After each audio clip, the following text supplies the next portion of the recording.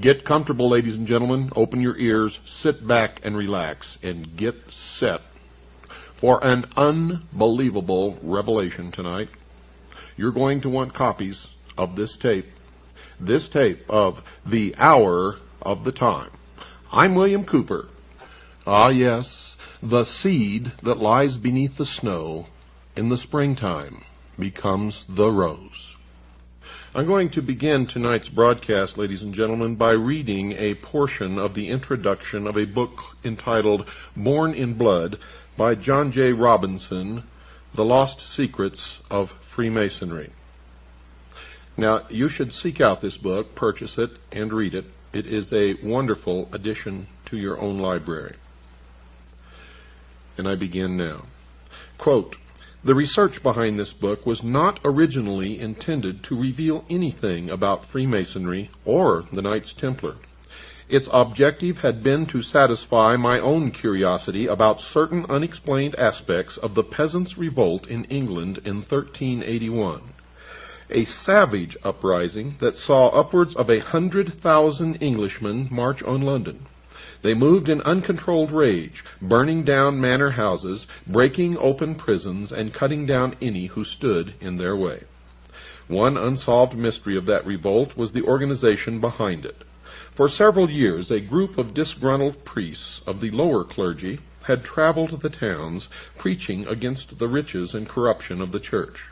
During the months before the uprising, secret meetings had been held throughout central England by men weaving a network of communication. After the revolt was put down, rebel leaders confessed to being agents of a, quote, great society, unquote, said to be based in London. So very little is known of that alleged organization that several scholars have solved the mystery simply by deciding that no such secret society ever existed. Another mystery was the concentrated and especially vicious attacks on the religious order of the Knights Hospitaller of St. John, now known as the Knights of Malta.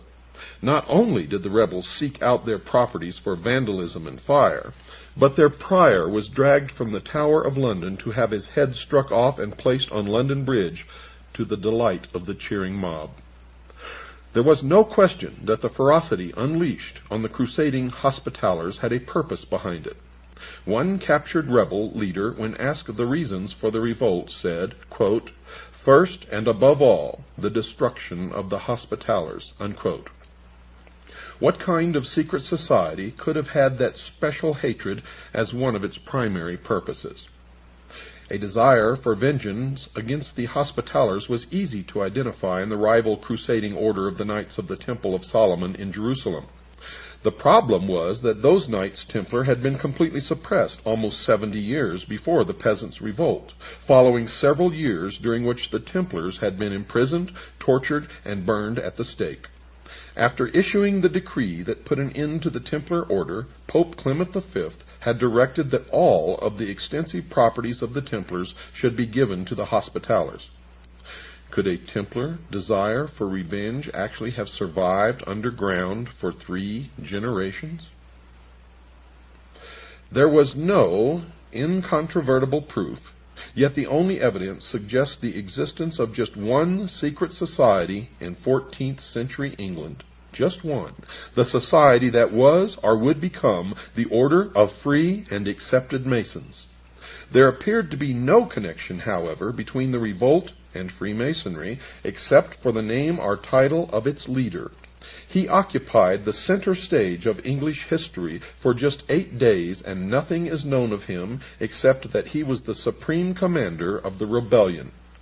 He was called Walter the Tyler, and it seemed at first to be mere coincidence that he bore the title of the enforcement officer of the Masonic Lodge. In Freemasonry, the Tyler, who must be a master mason, is the sentry, the sergeant-at-arms, and the officer who screens the credentials of visitors who seek entrance to the lodge.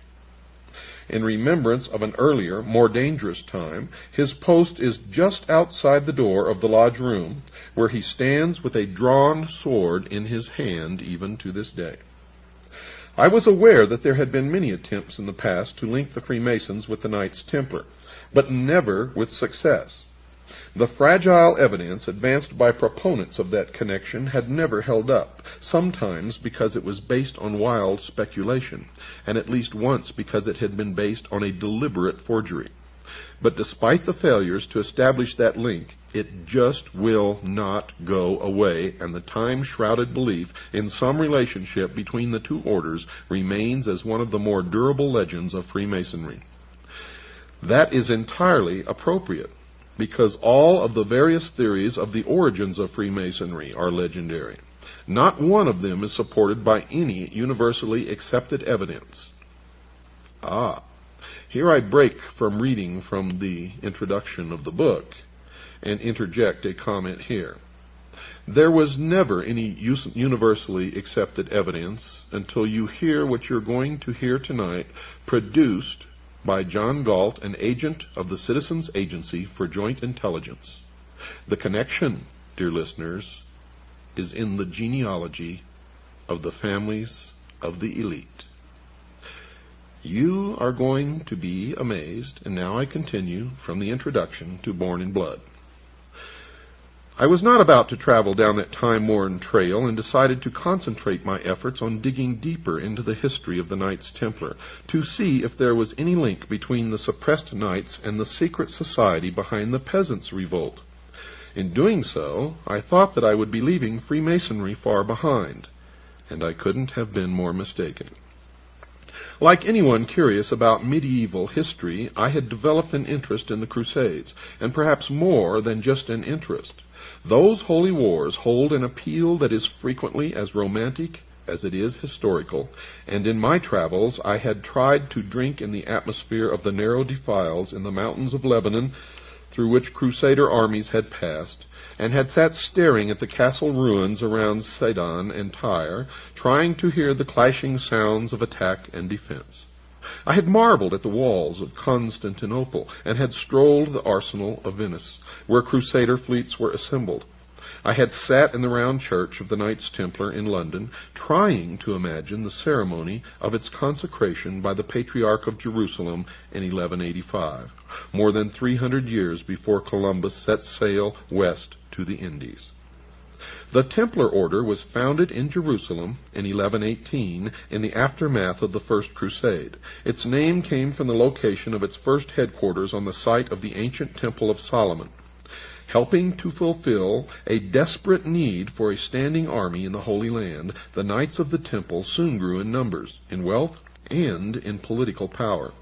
They also grew in arrogance, and their Grand Master, de Redfort, was a key figure in the mistakes that led to the fall of Jerusalem in 1187. The Latin Christians managed to hold on to a narrow strip of territory along the coast, where the Templars were among the largest owners of the land and the fortifications. Finally, the enthusiasm for sending men and money to the Holy Land waned among the European kingdoms, which were preoccupied with their own wars against each other. By 1296, the Egyptian Sultan was able to push the resident Crusaders along with the military orders into the sea. The Holy Land was lost, and the defeated Knights Templar moved their base to the island kingdom of Cyprus, dreaming of yet one more crusade to restore their past glory. As the Templars planned a new crusade against the infidel, King Philip IV of France was planning his own private crusade against the Templars. He longed to be rid of his massive debts to the Templar Order, which had used its wealth to establish a major international banking operation. Philip wanted the Templar treasure to finance his continental wars against Edward I of England. After 2 decades of fighting, England on one side and the Holy Roman Church on the other, 2 unrelated events gave Philip of France the opportunity he needed. Edward I died, and his deplorably weak son took the throne of England as Edward II. On the other front, Philip was able to get his own man on the throne of Peter as Pope Clement V. When word arrived on Cyprus that the new pope would mount a crusade, the Knights Templar thought that their time of restoration to glory was at hand. Summoned to France, their aging Grand Master, Jacques de Molay, went armed with elaborate plans for the rescue of Jerusalem. In Paris, he was humored and honored until the fatal day. At dawn on Friday, the 13th of October, in the year 1307, every Templar in France was arrested and put in chains on Philip's orders. Their hideous torture for confessions of heresy began immediately. When the Pope's orders to arrest the Templars arrived at the English court, young Edward II took no action at all. He protested to the pontiff that the Templars were innocent.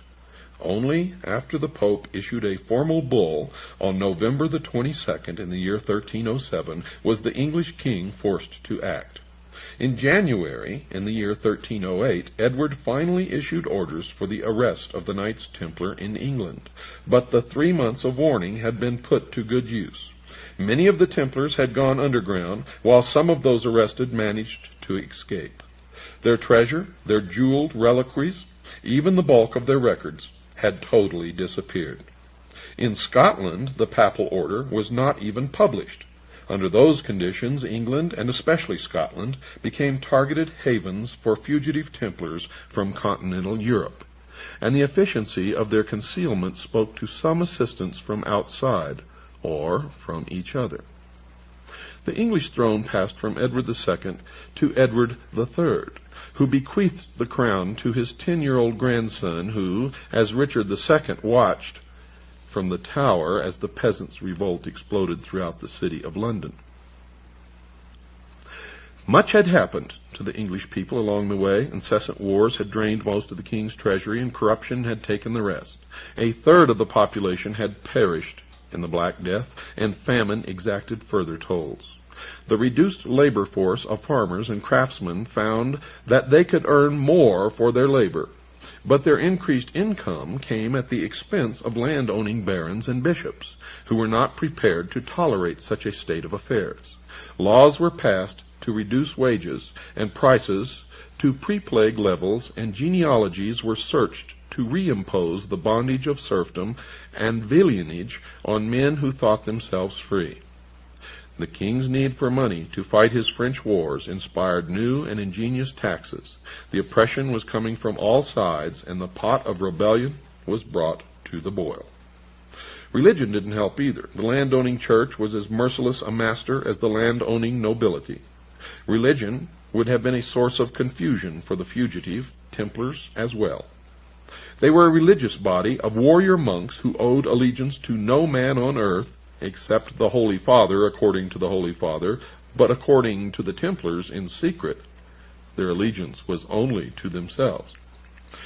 When their Pope turned on them, chained them, beat them, he broke their link with God. In 14th century Europe, there was no pathway to God except through the Vicar of Christ on earth. If the Pope rejected the Templars, and the Templars rejected the Pope, they had to find a new way to worship their God, at a time when any variation from the teachings of the established church was blasted as heresy. That dilemma called to mind the central tenet of Freemasonry, which requires only that a man believe in a supreme being, with no requirements as to how he worships the deity of his choice. In Catholic Britain, such a belief would have been a crime, but it would have accommodated the fugitive Templars who had been cut off from the universal church.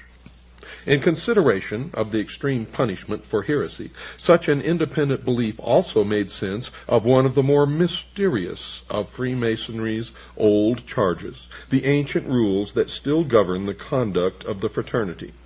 The charge says that no Mason should reveal the secrets of a brother that may deprive him of his life and property. That connection caused me to take a different look at the Masonic old charges. They took on new direction and meaning when viewed as a set of instructions for a secret society created to assist and protect fraternal brothers on the run and in hiding from the church. That characterization made no sense in the context of a medieval guild of stonemasons, the usual claim for the roots of Freemasonry. It did make a great deal of sense, however, for men such as the fugitive Templars, whose very lives depended upon their concealment. Nor would there have been any problem in finding new recruits over the years ahead. There were to be plenty of protesters and dissidents against the church among future generations. The rebels of the Peasants' Revolt proved that when they attacked abbeys and monasteries, and when they cut the head off the Archbishop of Canterbury, the leading Catholic prelate in England. The fugitive Templars would have needed a code such as the old charges of Masonry, but the working stonemaces clearly did not. It had become obvious that I needed to know more about the ancient order of free and accepted Masons. The extent of the Masonic material available at large public libraries surprised me, as did the fact that it was housed in the Department of Education and Religion. Not content with just what was generally available to the public, I asked to use the library in the Masonic Temple in Cincinnati, Ohio. By the way, folks, Cincinnati, Ohio is an extremely important location in this country, the United States. I told the gentleman there that I was not a Freemason, but wanted to use the library as part of my research for a book that would probably include a new examination of the Masonic order. His only question to me was, quote, "Will it be fair?" unquote. I assured him that I had no desire or intention to be anything other than fair, to which he replied, quote, "Good enough," unquote. I was left alone with the catalog and the hundreds of Masonic books that lined the walls. I also took advantage of the publications of the Masonic Service Association at Silver Springs, Maryland. Later, as my growing knowledge of Masonry enabled me to sustain a conversation on the subject, I began to talk to Freemasons. At first, I wondered how I would go about meeting 15 or 20 Masons, and if I could meet them, would they be willing to talk to me?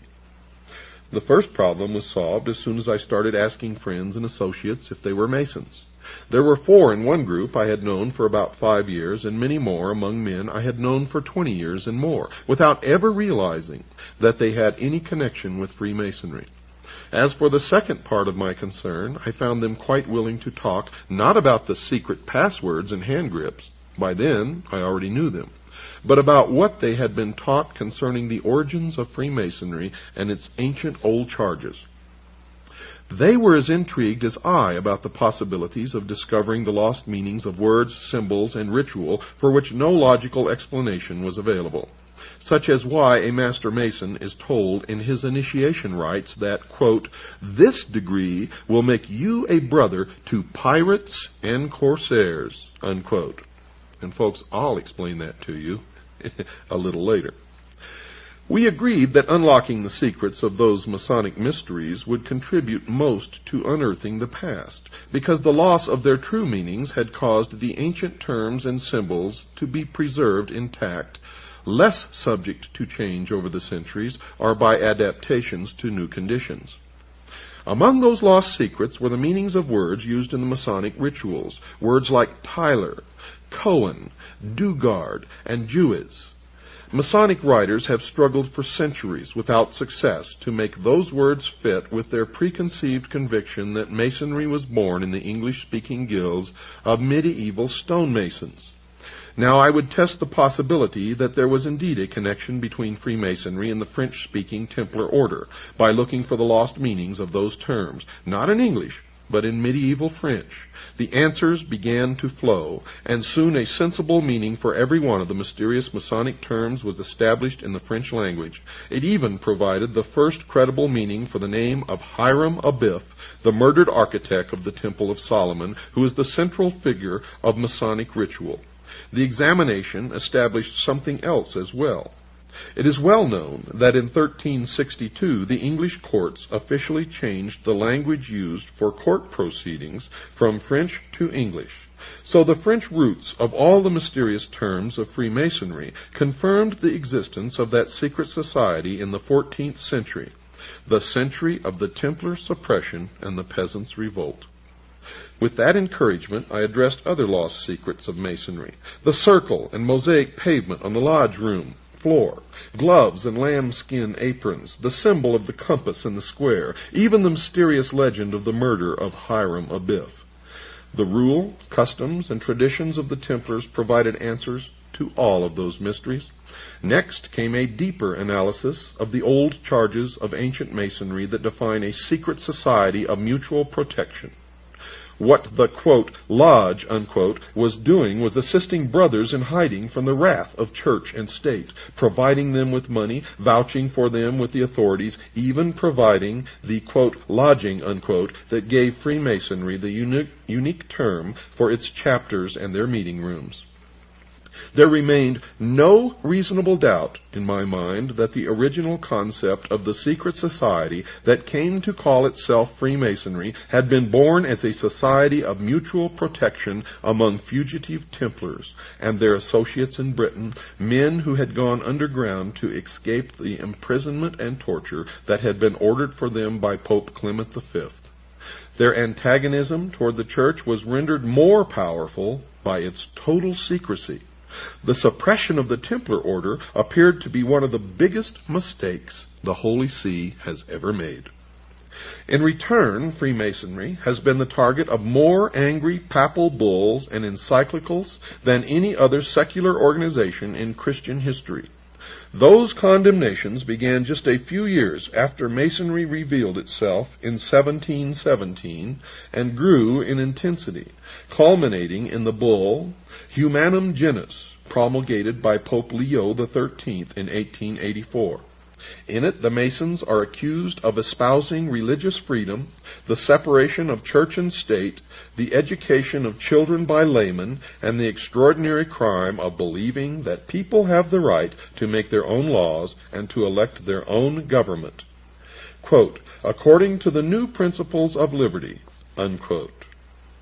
You see, folks, and this is an aside, all of our forefathers who established this country were Freemasons, and their intent is spelled out in Latin on the reverse of the Great Seal of the United States of America, where it plainly says, Novus Ordo Seclorum, the New World Order.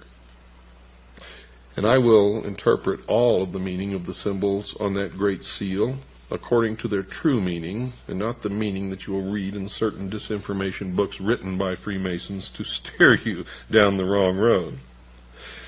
Such concepts are identified along with the Masons as part of the kingdom of Satan. The document not only defines the concerns of the Catholic Church about Freemasonry at that time, but in the negative, so clearly defines what Freemasons believe that I have included the complete text of that papal bull as an appendix to this book, and I urge you all to get this book and read it. Finally, it should be added that the events described here were part of a great watershed of Western history. The feudal age was coming to a close. Land and the peasant labor on it had lost its role as the sole source of wealth. Merchant families banded into guilds and took over whole towns with charters as municipal corporations. Commerce led to banking and investment, and towns became power centers to rival the nobility in wealth and influence. The universal church, which had fought for a position of supremacy in a feudal context, was slow to accept changes that might affect that supremacy. Any material disagreement with the church was called heresy, the most heinous crime under heaven. The heretic not only deserved death, but the most painful death imaginable. Some dissidents run for the woods and hide, while others organize. In the case of the fugitive Knights Templar, the organization already existed. They possessed a rich tradition of secret operations that had been raised to the highest level through their association with the intricacies of Byzantine politics, the secret ritual of the assassins and the Rashaniya, and the intrigues of the Moslem courts, which they met alternately on the battlefield or at the conference table. The Church, in its bloody rejection of protest and change, provided them with a river of recruits that flowed for centuries. More than 600 years have passed since the suppression of the Knights Templar, but their heritage lives on in the largest fraternal organization ever known. And so the story of those tortured crusading knights, of the savagery of the peasants' revolt, and of the lost secrets of Freemasonry becomes the story of the most successful secret society in the history of the world. I've got to take a break, folks. Don't go away. I'll be right back after this very short pause. Spurned by God in the form of the Vicar of Christ on earth, the Pope, And spurning God in their turn, the Knights Templars banded together in secret and formed what was to become known as Freemasonry. Now the legend goes that Freemasonry sprang up from ancient stonecutters' guilds and the men who built the stone buildings of the age. But Freemason actually comes from the French, Free Mason, which literally means the sons of light. Which light? Well, certainly in researching the problem, it is not the light of Christ. It is the light of the fallen angel of light. For when they were forsaken by the church, by Christ's vicar on earth, the Pope, they spurned God and turned to Lucifer. They held to the Luciferian philosophy that the gift of intellect by Lucifer, through his agent Satan, would in its turn make man God. These men were always on the run. They took the hidden Templar wealth and built a financial empire that stands to this day as the most powerful on the earth. Jews who had traditionally been persecuted throughout Europe flocked to the hidden temple. For there they could believe as they wished and worship whatever God they wished, for all were welcome.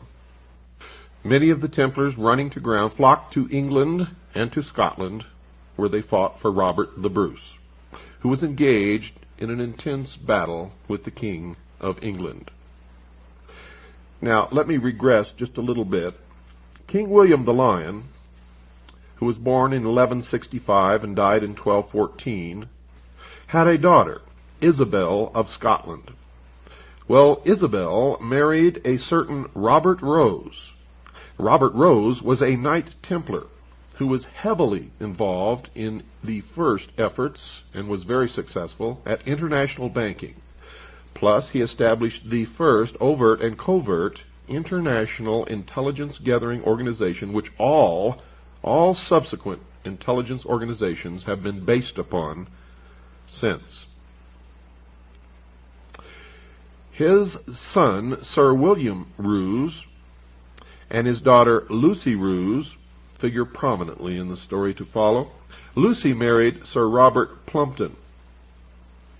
They sired two children, Sir William Plumpton and Alice Plumpton.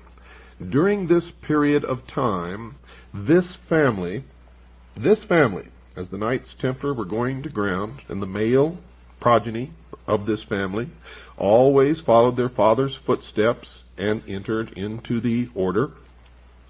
They established in secret the Scottish Rite of Freemasonry, and may have had a significant role in the establishment, for intelligence reasons, of the order known as the Ancient Order of the Rose and Cross.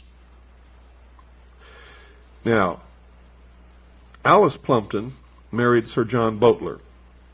They gave birth to a daughter, Alice Boteler, who then married John Gerard, who had a child, Constance, who married Sir Alex Standish. The following children issued from that marriage: Ralph Standish, Sir Alex Standish, Roger Standish, and Alice Standish, who then married James Prescott. The children of this marriage were Roger Prescott, Ralph Prescott, John Prescott, and Captain Jonathan Prescott. Jonathan Prescott married Rebecca Buckley. They had two children, Abel Prescott and Lucy Prescott, and Lucy married Jonathan Fay. They sired three children, Samuel Prescott Phillips Fay, Samuel Howard Fay, and Harriet Eleanor Fay. Harriet married Reverend James Smith Bush, son of merchant Obadiah Bush. Their son, Samuel Prescott Bush, became the president of Buckeye Steel Castings Company of Ohio, a pioneer family of Franklin, Ohio, between Dayton and Cincinnati, and was one of the members of the Golden Circle and Order of the Quest, also known as the Jason Society, which gave issue to most of the political elite of the United States of America, who are, by the way, all, and I mean all without exception, related to each other. Now, Samuel Prescott Bush married, and his son Prescott Bush became a U.S. Senator from Connecticut, the director of Prudential Insurance, the director of CBS, a partner in Brown Brother Harriman, chairman National Republican Finance Committee, funds placed in Merrill Lynch accounts in Switzerland under the guidance of Donald Reagan. When he married, that marriage gave issue to the following: Prescott Bush II, an investment banker indicted for fraudulent banking practices; George Bush, chairman of Zapata Oil from 1963 to 64, chairman of the Republican Party, Harris County, Texas, when John F. Kennedy was killed; delegate to the GOP National Convention, 1964, 1968 member of the 90th and 91st Congress from Texas.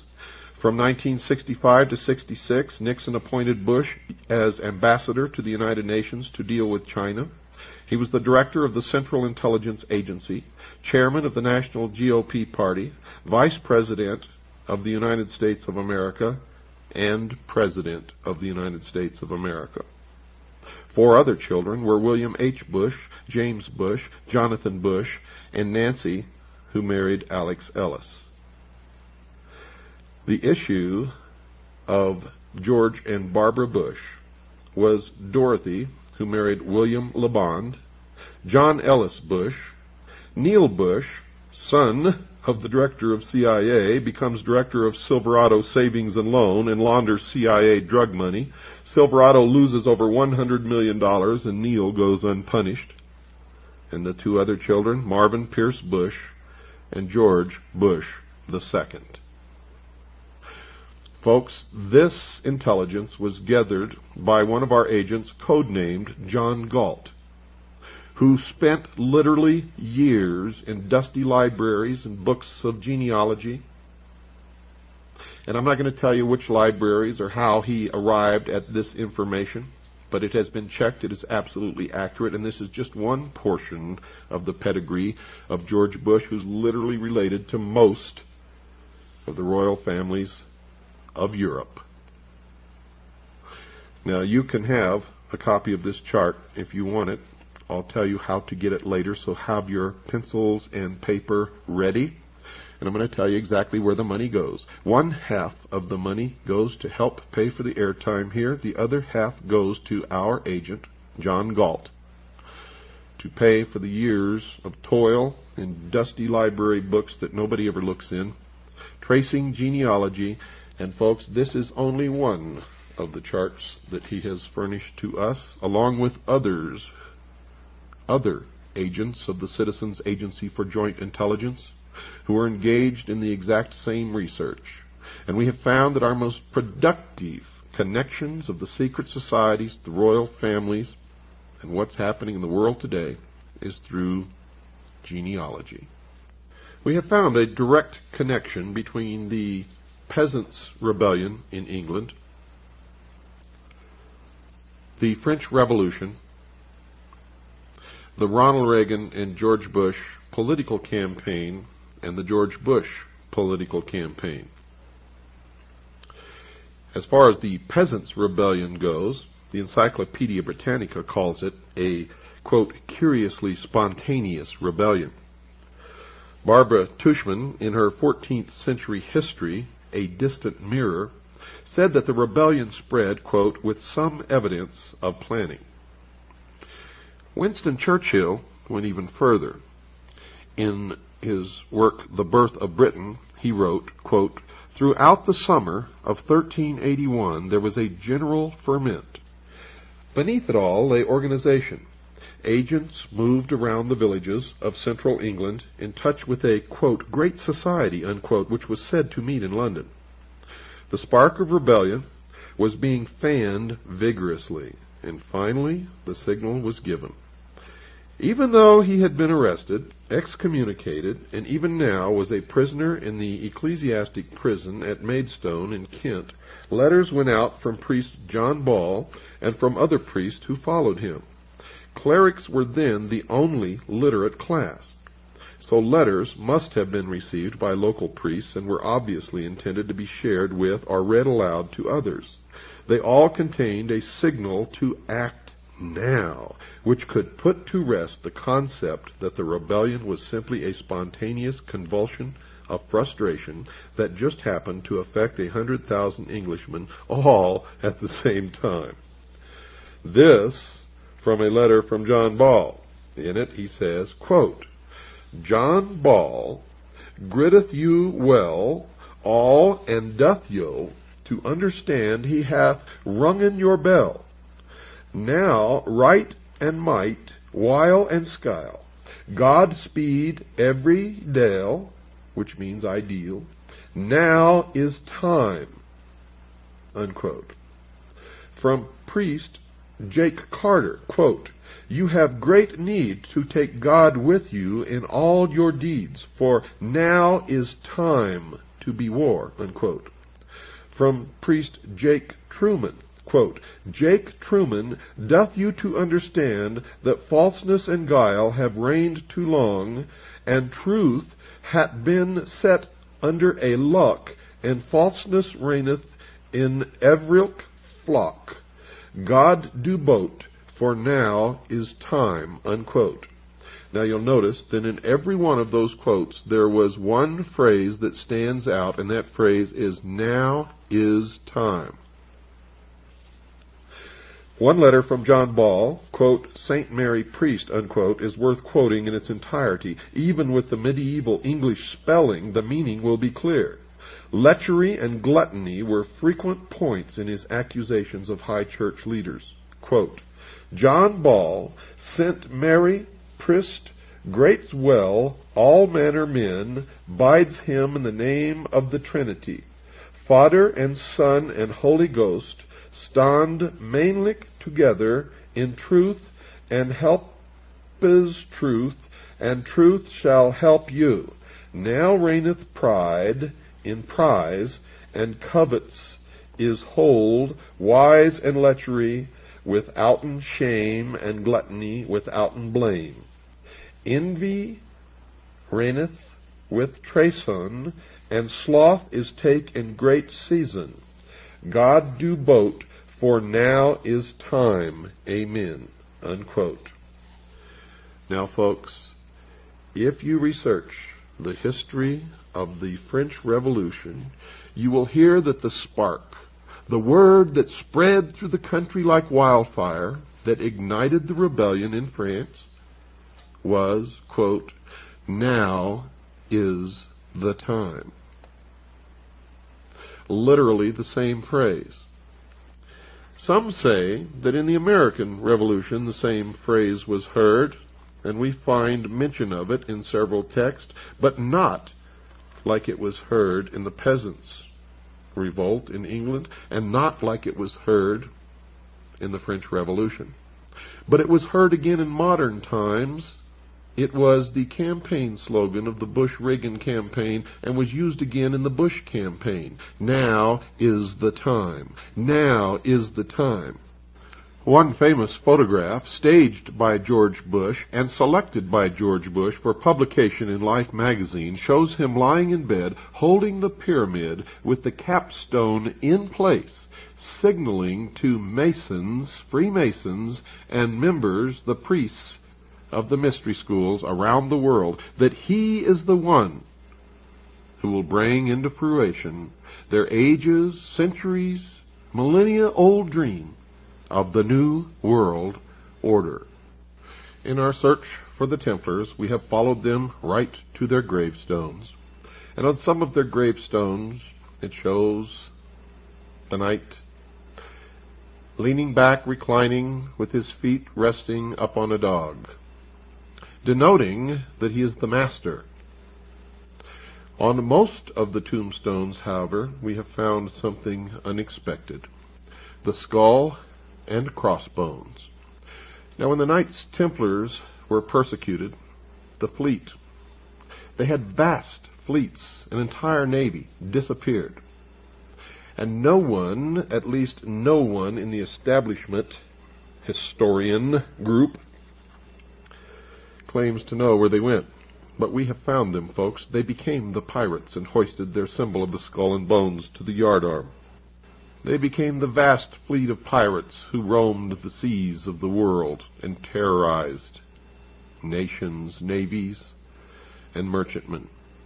And thus arose, from the initiation rites of the Templars, the initiatory rites of crossing the equator, the international date line, and others, and accounts for the brotherhood amongst the pirates of the world, even to establishing seaports that they owned and operated and where they could always find safety. Those on the land established what they called the Brotherhood of Death. Chapters were formed throughout the world. George Bush was initiated in the crypt, or what is known as the tomb, at Yale, into the Brotherhood of Death, also known as the Russell Trust, also known as the Skull and Bones. The research of many people have revealed what the interior of the crypt, or what is known as the tomb, at Yale, the fraternity house of the Bonesmen, contains. And Anthony C. Sutton, in his monumental work, America's Secret Establishment, all about the Skull and Bones, and one other who wrote a magazine article and published it, revealed the initiation ceremony, revealed that swastikas were found inside the tomb, revealed that the altar is a pile of bones, and that the secret ceremony that George Bush underwent during his initiation was thus. On the day of his initiation, George Bush was conducted through a long, dark passage into an immense hall draped with black. He was able to see by the faint light of sepulchral lamps corpses in their shrouds. The altar, built of human skeletons, stood in the center. Ghostly forms moved through the hall, leaving behind them a foul odor. At length 2 men dressed as specters appeared and tied a pink band of ribbon smeared with blood around his forehead. Upon this was an image of the Lady of Loretto. A crucifix was placed in his hand, and an amulet hung around his neck. His clothes were removed and laid upon a funeral pyre in a fireplace, while upon his body crosses were smeared in blood. Then his pedunta were tied with string, that's his genitals.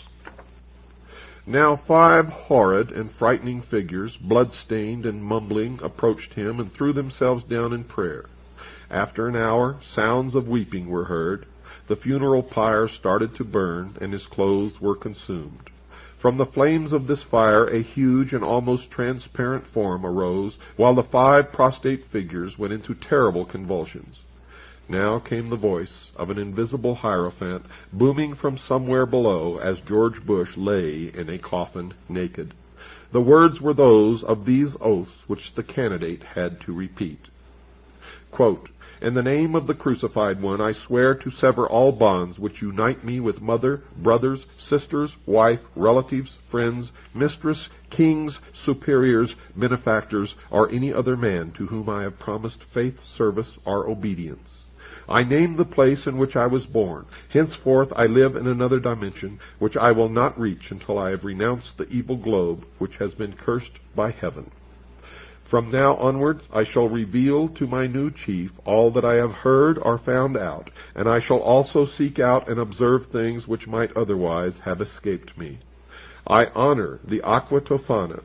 It is a quick and essential medium of removing from the earth, through death or robbing them of their wits, of those who oppose truth, and those who try to take it from our hands. I shall avoid Spain, Naples, and all other accursed lands, and I shall avoid the temptation to betray what I now have heard. Lightning will not strike as rapidly as the dagger, which will reach me wherever I may be, should I betray my initiation." Unquote. Now a candelabrum bearing 7 black candles is placed before the candidate, and also a bowl containing what is supposed to be human blood. He washes himself in the blood and drinks a quantity of it. The string around his genitalia is removed. He is placed in a bath to undergo complete ablution. After this, he eats a meal composed of vegetables. At this time, he is given his new name, by which he will be known to all of the others in the order, the Brotherhood of Death. And with the completion of his initiation, George Bush joined all of the male members of his family in a long line of ancestry, traced from Robert Bruce to the modern day. He took his place in the order, the Knights Templar, Freemasonry, and has worked diligently to fulfill his role in the completion of the plan, the great work, the formation of the New World Order, the one-world totalitarian socialist state, the destruction of all existing nation-states, all existing religions, and enslavement of the mob. The very highest degrees of the order show that the rationalism and materialism of the thinkers who developed it were determined to stamp out belief in religion. God and any faith in a deity, the initiate was told, were human inventions and had no real meaning. Subsequently, this was developed further, and the member who arrived at the highest position, that of Rex or king, learned that he was now equal to a king, and that all men were capable of equal advancement. Hence the need for kings over ordinary mortals was an illusion, and at the highest rank the title of Rex Mundi, or King of the World, is assumed. If you would like to get this genealogy, folks, if you're a CAGI member, it's $5. Send it in to the address that you'll hear at the end of this broadcast. For everybody else, it's $10. Good night, and God bless each and every single one of you.